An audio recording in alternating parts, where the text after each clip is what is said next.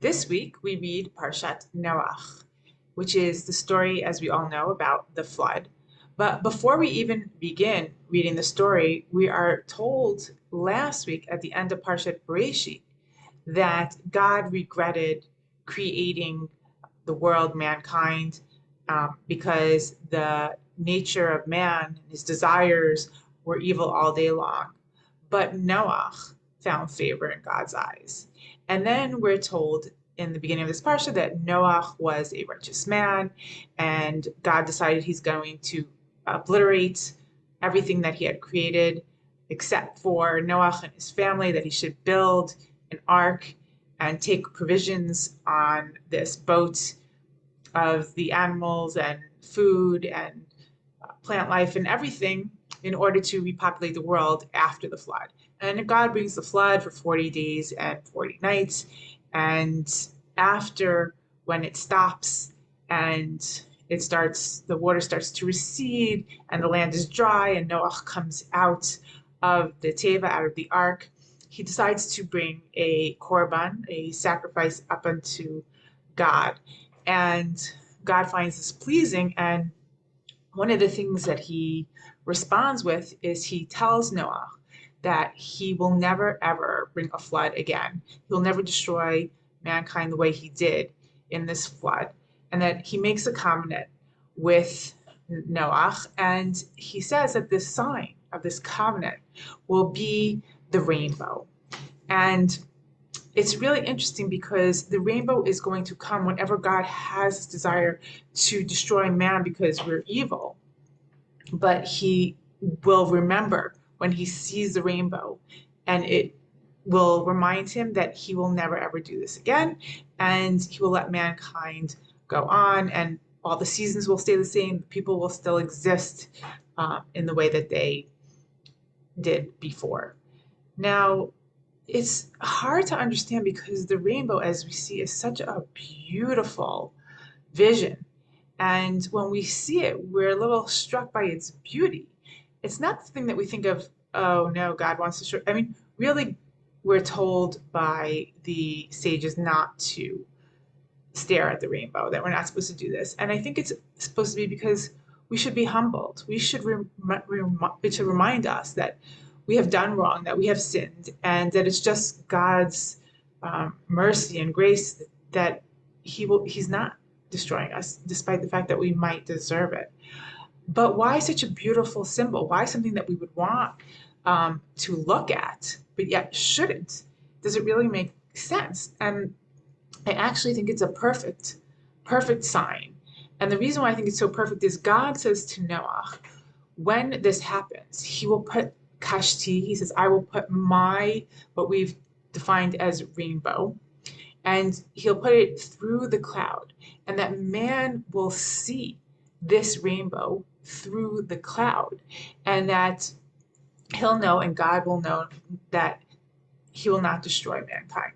So when God puts this light, he puts a light that's going to come down. God's light is pure. It's pure white. It's not the light that we are going to be seeing. And the reason why we're not seeing it, God says, is because of this cloud, which represents our clouded judgment. Because God's light, which indicates truth and what really exists, when we perceive it through our clouded perception, we see something that's broken down. And a lot of times when we have a desire to do something that's wrong, it's against God's will, it's because we're not seeing the light. We're not understanding the full picture of the light as a whole. What we see is something that's appealing to us, all these beautiful colors. And what we see is represented as what is our typos, what we desire. As we know, when Chava sinned by eating from the tree of knowledge, good and bad, it says she saw it was pleasing to her eyes, and then she saw it and she desired it, meaning that what she saw was what made her have this desire for something that went against God's will. So when we want something, when we want to go against what God has told us is the right thing for us, it's because we're seeing something warped.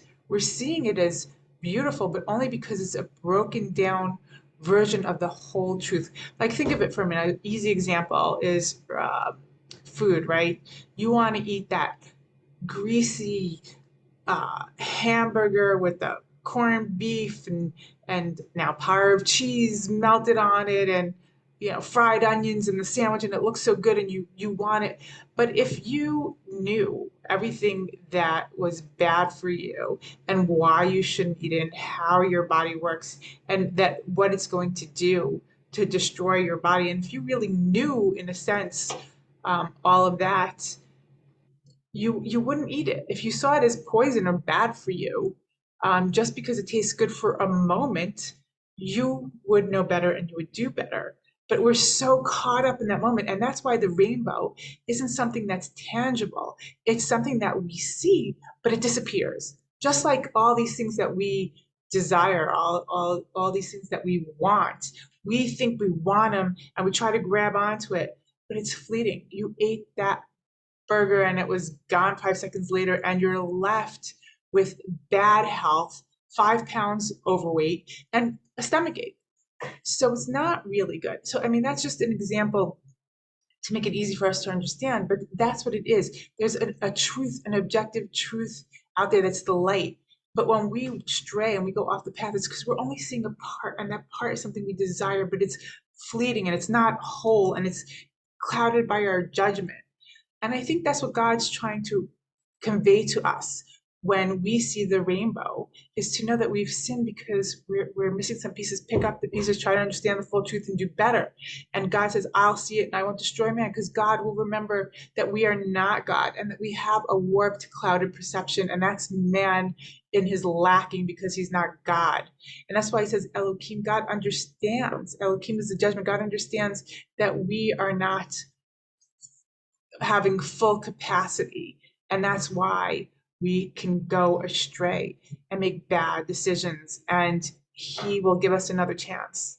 He's not going to destroy us. And hopefully, when we see the rainbow, we'll understand that message as well and do better for the next time. With that, I wish you all a very good, healthy, peaceful, wonderful Shabbat Shalom.